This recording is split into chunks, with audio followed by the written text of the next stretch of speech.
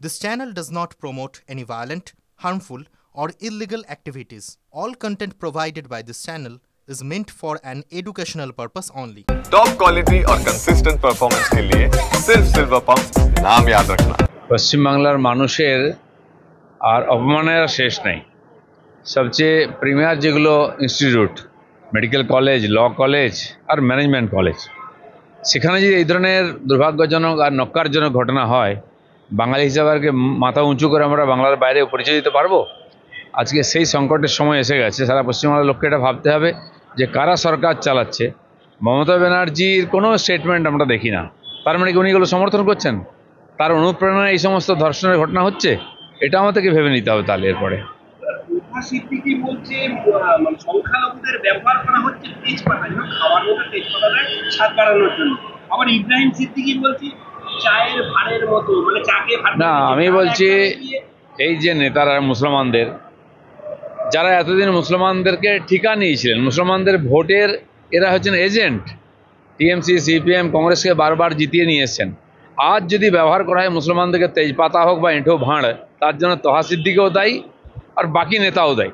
আজ মুসলমানদের প্রশ্ন করা উচিত, নিজেদেরকে তারা মুঘলদের পরম্পরার মনে করেন, উত্তরপুরুষ মনে করেন সেইভাবে, কিন্তু এত ক্রিমিনাল কেন মুসলমানরা? এত অশিক্ষিত কেন?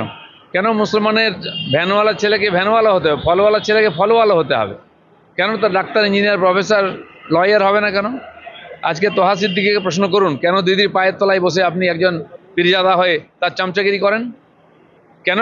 আর আজকে কালকেও হয়েছে, আমি যেখানে থাকি ভাঙড়েতে বোমবাজি হচ্ছে, মরছে। কে বোম মারছে আর কে মরছে, কে জেলে যাচ্ছে? সব মুসলমান। তার জন্য বিজেপি দায়ী নেই কমপক্ষে। আর ওই পরিপ্রেক্ষিতে নওশাদ সিদ্দিকী বলছে যে বিজেপির জুজু দেখিয়ে সংখ্যালঘুদের ভোট হাতিয়ে নিচ্ছে। নওশাদ সিদ্দিকী না, নওশাদ সিদ্দিকী কার ভয় দেখিয়েছে? উনিও তো মুসলিমদের ভোটে নিয়েছেন, কিন্তু দুপক্ষই মুসলমানদের মারাচ্ছে। কেউ মরে চলে গেল নিচে, কেউ চলে গেল জেলে। লাভটা কার হচ্ছে? মুসলমানরা এখানে দাওয়ার বোর্ডের মতো ব্যবহার হচ্ছে। আমরা তো বারবার এটাই বলেছি। মোদি কমপক্ষে এটা করেননি, তিনি সবকা সাথ সবকা বিকাশ করেছেন।